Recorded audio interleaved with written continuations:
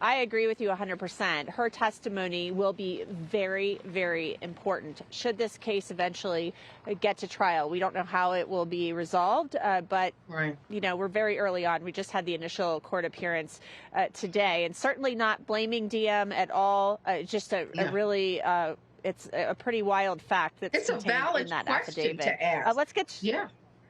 yeah. Yeah, definitely. If I see somebody in my house, guess what? I'm getting out of there and I'm calling 911.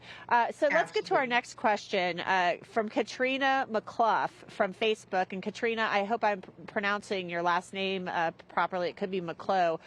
She asks, is it possible that he intended to kill everyone in the house? What I think is interesting about that question is the fact that it sounds like he saw DM Sonny, from what we read in the affidavit. But Ethan didn't live there. So we don't even know if, you know, the perpetrator knew Ethan was going to be there. But your thoughts on her question about whether or not he intended, the suspect and the perpetrator intended to kill everybody in that house? Well, first of all, when you think about how many times when I read the affidavit and the number of times that he has been in the area, that leads me to believe that he was potentially surveilling the area if he is in fact guilty of this particular crime.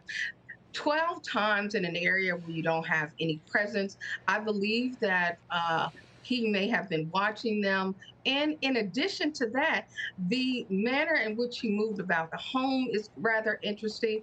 And the potential that it sounds crazy, but maybe he was a tired. That four people is a lot of individuals to have to wrestle with to figure out how to murder them. The time is all very convoluted and what is taking place.